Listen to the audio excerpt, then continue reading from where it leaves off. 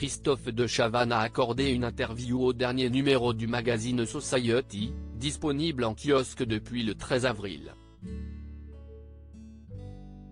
L'animateur télé de 65 ans a notamment évoqué les relations qu'il avait entretenues avec un ancien membre du paysage audiovisuel, à savoir Jean-Luc Delarue. L'acolyte de Léa Salamé a notamment raconté avoir un jour été invité chez lui à sa soirée d'anniversaire. Un événement qui a pris une tournure particulière, à commencer par le fait qu'il y avait un ancien président de la République parmi les convives.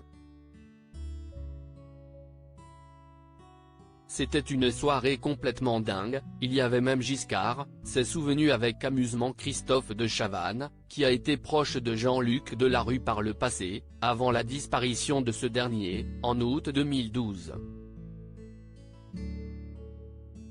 Le chroniqueur de l'émission Quelle époque a expliqué à nos confrères que le présentateur de Ça se discute faisait partie des rares personnes du PAF qu'il appréciait réellement, en dehors des plateaux, autres que Marc-Olivier Fogiel. Il était brillant, fêlé, craquelé, très drôle, mais très déformé par ses démons, qui le rendaient différent de ce qu'il était vraiment, a-t-il affirmé en faisant référence à son addiction à la cocaïne.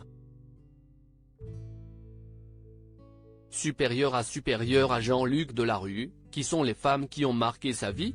Un animateur qui n'avait pas peur dire la vérité à Delarue, une dépendance qui a eu raison de leur amitié, pendant un temps. On a été fâchés pendant des années à cause de ça, d'ailleurs, a déclaré Christophe de Chavannes, qui ne s'est jamais privé de dire ce qu'il pensait à Jean-Luc Delarue, quitte à le froisser.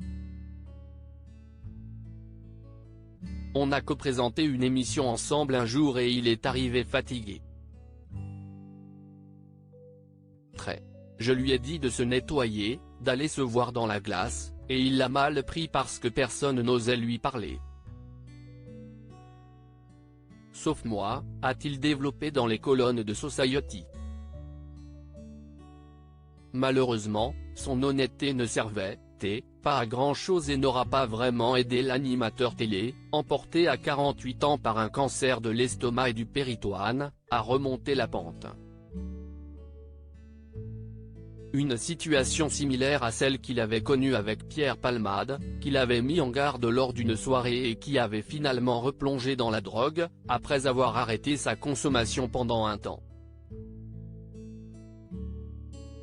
Article écrit avec la collaboration de 6 médias Crédit Photo, Guillaume Gaffio Best Images.